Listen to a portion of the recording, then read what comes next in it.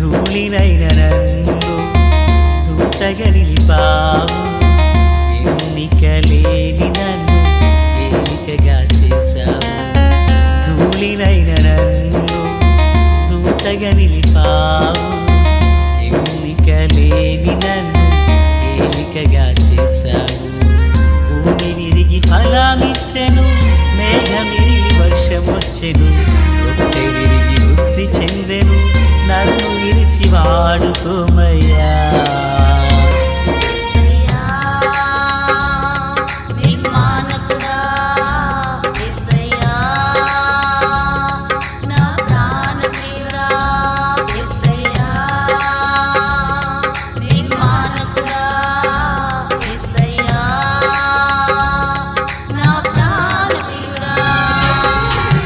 ధూళినైన నన్ను దూతగా నిలిపావు.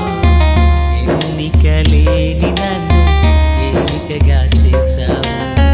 ధూళినైన నన్ను దూతగా నిలిపావు.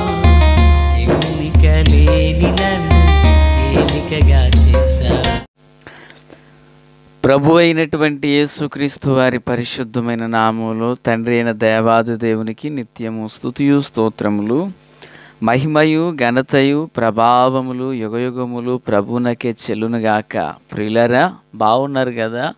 ప్రతిదినం జీవమన్న వాక్యాన్ని వినుచున్న ఆత్మీయులందరికీ యేసయ్య నామమున నా హృదయపూర్వకమైన ప్రార్థన శుభాభివందనాలు. మీరు వినుచున్న ఈ దివ్యమైన వర్తమానాలు మీరు విన్న తర్వాత మీరు పొందిన మేలులు మాతో పంచుకోండి. వింటున్న వాక్యాన్ని అనేకులకు తెలియపరచండి. నేటి దినాన వచ్చుచున్న ఈ సోషల్ మీడియా ద్వారా వచ్చుచున్న వర్తమానాలు ఒక రోజున మనకు రాకపోవచ్చు. అయితే చీమలు ఎలాగున ఆహారాన్ని ముందుగా సేకరించి కూర్చుకుంటాయో వచ్చుచున్న వర్తమానాలు అందరం మన హృదయాల్లో భద్రపరచుకుందాం. సంతోషం. ప్రియులారా, నేటి దిన వాక్య ధ్యానము కొరకైన భాగము నిర్గమాకాండం 23వ అధ్యాయం 8వ వచనము. లంచము తీసుకొనకూడదు. లంచము దృష్టిగలవానికి గ్రుడ్డితనము కొలగజేసి నీతిమంతుల మాటలకు అపార్థము చేయించును. ప్రార్థన. తండ్రి దేవా స్తోత్రాలు. వాక్యం బట్టి మిమ్మల్ని స్తుతిస్తున్నాం. మాతో మాట్లాడండి, మమ్మల్ని అందరినీ బలపరచండి. మీ దీవెన ఆశీర్వాదాన్ని దయచేయండి. యేసునామమున ఆమేన్. ప్రియులారా, బాగున్నారు కాదు? ఈరోజు మన వినబోచున్న అంశం వాక్యాన్ని చదువుటతోనే మీకు అర్థమై ఉండొచ్చు. లంచము తీసుకొనొచ్చా అంటే మీరు అందరూ చెప్పే మాట తీసుకోకూడదు. కానీ కొందరు అనొచ్చు, లంచం తీసుకోకూడదండి, కానీ వాళ్ళంతటి వాళ్ళు ఇస్తే మనం తీసుకోవచ్చండి. ప్రియులరా, ఏదైనా ఒకటి వాస్తవం. పళ్ళు రాలగొట్టుకోవడానికి ఇనుప రాడే అక్కర్లేదు. రాయితో కొట్టుకున్నా మనం వెళ్ళి గోడను కుట్టుకున్న పళ్ళు ఉడతాయి. కనుక లంచానికి వారు కవరింగ్ చేసుకోవడానికి పెట్టిన పేరే ఇది ఉంచండి. లంచము పదం మారినంత మాత్రాన ప్రక్రియలో సందర్భం మారదు కదా. లంచము లంచము లంచము లంచము అనబడిన మాట బైబిల్ గ్రంథంలో చాలా పర్యాయములు పిల్లరా మనకు కనిపిస్తూ ఉంది లంచము అనేది. అయితే ప్రవక్తల గ్రంథాల్లోనూ ఈ మాటలు మనం చూడవచ్చు. దగ్గరగా యెషయా, యెహెజ్కేలు, మీకా పిల్లరా ఇలాగిన ప్రవక్తలు కూడా జ్ఞానైన సొలొమోను, మరి కీర్తనలు, రాజుల చరిత్రలోనూ మనం చూస్తున్నాం. దగ్గరగా ఈ పదం మనకు ఒక ఇంచుమించుకి 22 పర్యాయాలు లంచం అనే మాట మనకు కనిపిస్తుంది. లంచం అనే మాట మనకు కనిపిస్తుంది. అయితే ప్రియులారా, క్రీస్తునందు నాకు అత్యంత సన్నిహితులారా, ఈ లంచం తీసుకోవచ్చా అంటే బైబిల్ ఏం చెబుతుందో మనం శ్రద్ధగా ధ్యానం చేద్దాం. ఇదే మాట, ఇది ఈ లంచము అనబడినటువంటి మాట ద్వితీయోపదేశ కాండంలో 10వ అధ్యాయం 17లో కూడా ప్రభు వాక్యం సెలవిస్తుంది. అంటే నిర్గమాకాండంలో రాయబడిన విషయాలు ద్వితీయోపదేశ కాండంలో రెండోసారి చెప్పబడ్డాయి. అయితే అక్కడ ఈ మాటను ఏం చెప్పారంటే 10వ అధ్యాయం 17వ వచనం, ఏలయనగా నీ దేవుడైన యెహోవా పరమదేవుడును పరమప్రభువునై ఉన్నాడు. ఆయనే మహాదేవుడు, పరాక్రమవంతుడు, భయంకరుడైన దేవుడు. ఆయన నరుల ముఖమును లక్ష్య పెట్టని వాడు, లంచము పుచ్చుకొనని వాడు. అంటే దేవుడు లంచం పుచ్చుకుని వ్యక్తి, లంచం తీసుకుంటున్న వ్యక్తి ఆయన బిడ్డ కాదు. ఇక అవునన్నా కాదన్నా ఇక దానికి ఇంకా లేదు. ఇక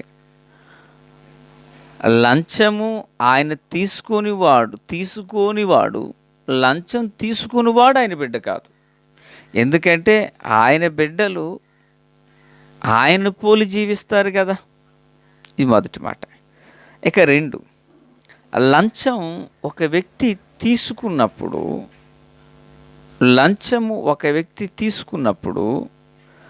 తాను తన యొక్క వ్యక్తిగత లేక ఆత్మీయ జీవితం ఎలా ఉంటుందంటే, జ్ఞానైన సొలొమోను ప్రసంగి 7:7 ఇలా అన్నారు, అన్యాయము చేయుట వలన జ్ఞానులు బుద్ధిని కోల్పోదురు, లంచము పుచ్చుకొనుట చేత మనస్సు చెడును. వింటున్నారా పిల్లరా? లంచం అనేది ఎవరు తీసుకుంటారో వాళ్ళ మనసు ఏమవుతుంది?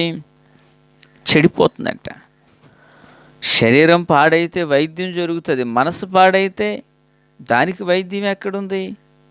కన్నో కాలో చెయ్యో నోరో ముక్కో చెవో ఏదో పాడైందంటే దానికి వైద్యులు ఉన్నారండి. కానీ మనసుకి రోగం వస్తే, సో లంచం తీసుకుని వాడు మనసు పాడైపోతుంది, మతి పాడైపోతుంది, ఫైనల్గా మనిషి పాడవుతాడు.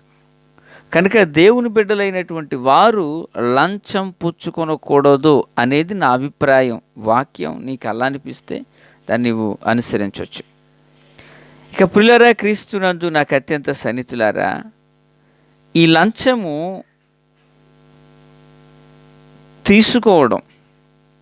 తీసుకున్నవాడు ఎలా ఉంటుందంటే, సామెతల గ్రంథం 17:23 న్యాయ విధులను చెరుపుటకై దుష్టుడు ఒడిలో నుండి లంచం పుచ్చుకొనును. మనసు పాడైన వ్యక్తికి సొలొమోను ఇంకో పేరు ఎడుతున్నాడు. ఏమంటున్నాడు తెలుసా? దుష్టుడు, న్యాయాన్ని చెరిపేవాడు. లంచం పుచ్చుకునే వ్యక్తి ఎలాంటి వాడు తెలుసా? న్యాయాన్ని చెరిపేవాడు. ఇప్పుడు చూడండి పిల్లరా, మరి ప్రభుత్వాలలో అధికారులుగా పనిచేస్తున్న వారిని గూర్చి మనం ఎంతోమందిని చూస్తుంటాం కదా. ఎంతోమంది ఈ ప్రజలు మా నాయకుడు అంటూ వీళ్ళు చొక్కాలు చించుకుంటూ నోర్లు పారేసుకుంటూ తిరుగుతుంటారు. చూడండి, వీళ్ళలో ఎంతోమంది న్యాయాన్ని విధులను చెరిపేసి లంచాలు పుచ్చుకుని దుష్టత్వానికి మిగిలిపోయి ఫైనల్గా జైలులో కూర్చున్న వాళ్ళు ఎంతమంది? ఈరోజు నాయకులనే వారి మీద ఒక్కొక్కరి మీద ఎన్ని పదుల సంఖ్యలో కేసులు ఉండలేదు. ఇలాంటి వారా మన న్యాయ వ్యవస్థను కాపాడేది? ఆత్మీయులారా, శ్రద్ధగా దేవుని మాటలు విందాం. ఇలాంటి వారా రాజ్యాంగాన్ని నిలవబెట్టేది? ఇలాంటి వారా దేశ భవిష్యత్తును తీర్చిదిద్దేది? ఇలాంటి వారా రాష్ట్రాలను కాపాడగలిగేది? ఎటుపోతున్నామో మన సమాజం ఒక్కసారి యోచిద్దాం. ప్రియులారా, లంచం తీసుకునేవాడు మనసు పాడవడమే కాదు, వాడు దుష్టుడు. ఎందుకు దుష్టుడు అయ్యాడంటే న్యాయ విధులను చెరిపేవాడనమాట. న్యాయ విధులను చెరిపేవాడు. నా దేవుని పిల్లరా, క్రీస్తునందు నాకు అత్యంత సన్నిహితులారా, ఇదే సొలొమోను ఇంకా ఏమంటాడంటే 15:27 ఈ నేను చెప్పేటువంటి సాదా సీదా వ్యక్తి కాదు సొలొమోను. మనం ఈయనకి ప్రొఫెసర్ అని పెట్టాలా, ఏమని పేరు పెట్టాలి? ప్రపంచమంతా భూతద్దం పెట్టి వెతికితే మనుషులలో దొరికి ఒకే ఒక జ్ఞాని, ఆయనే సొలొమోన్. ఆయన ముందు తరంలో తర్వాత తరంలో అంతటి జ్ఞానవంతుడు భూమండలంలో మరొకడు పుట్టలేదు. ఆయన అంటున్న మాట ఏమంటున్నాడు? సామెతల గ్రంథం 15:27లో, లోబి తన ఇంటి వారిని బాధ పెట్టును, లంచమును అసహ్యించుకొనువాడు బ్రతుకును. వింటున్నారా పిల్లరా? లంచాన్ని ఎవరైతే అసహ్యించుకుంటారో వాడు ఏం చేస్తాడంట? బ్రతుకుతాడు. ఎవరైనా కనిపించారా బైబిల్లో లంచాన్ని అసహించుకున్న వ్యక్తి అంటే? సమూయేలు అని ఒక ప్రవక్త ఉంటాడు. సమూయేలు మొదటి గ్రంథం 12:3 ఆయన ఇలా అంటున్నాడు, ఇదిగో నేనున్నాను, నేనెవని ఎద్దునైనను తీసుకుంటున్నా, ఎవని గార్ధబమునైనను పట్టుకుంటున్నా, ఎవనికైనను అన్యాయం చేసి తినా, ఎవనినైనను బాధ పెట్టి తినా, న్యాయము నాకు అగపడకుండా ఎవని యొద్దనైనా లంచము పుచ్చుకుంటున్నా, అలాగు చేసిన ఎడల యెహోవా సన్నిధిని ఆయన అభిషేకము చేయించిన వాని ఎదుటను వాడు నా మీద సాక్ష్యము పలకవలెను అంటాడు. సవాల్ దేశమంతటికి విసిరాడు ఆయన. ఒక్కరు కూడా అయ్యా మా దగ్గర నీవు లంచం తీసుకున్నావన్న మాట చెప్పలేదు. విషయం ఏంటో తెలిసి పిల్లరే, ఈ లంచం తీసుకునే వ్యక్తి బైబిల్ చరిత్రలో ఏ రాజు, న్యాయాధిపతి, యాజకుడు చెయ్యలేని పనులన్నీ ఈయన ఒక్కడ చేశాడు. 40 సంవత్సరాలు ప్రియులారా, ఇజ్రాయేలు దాను మొదలుకొని బెర్షిబా వరకు ఇజ్రాయేలు దేశమంతటిని తన కనుసన్నలలో రాజులను అభిషేకిస్తూ దేవుని సందేశాన్ని ప్రజలకు ప్రకటిస్తూ యాజకునిగా, దీర్ఘదర్శిగా, ప్రవక్తగా, న్యాయాధిపతిగా 4 ఉద్యోగములను ఏకకాలంలో చేసి చనిపోయిన తర్వాత కూడా పాతాళపు అనుభవాల నుండి బయటకు వచ్చి జరగబోవు దివ్య సంగతులను ప్రవచనాత్మకంగా రాజుకు ప్రవచించిన వ్యక్తి సమూయేలు. లంచం పుచ్చుకొని వాడు బ్రతుకుతాడట. ఆయన శారీరకంగా చనిపోయాడు కానీ ఆయన వర్తమానాలు బ్రతికే ఉన్నాయి. ప్రియులారా, లంచం పుచ్చుకొని వాడు తనకు తాను ఎంత నష్టం తీసుకుంటాడో దేవుని వాక్యంలో నుంచి మనం చూస్తున్నాం.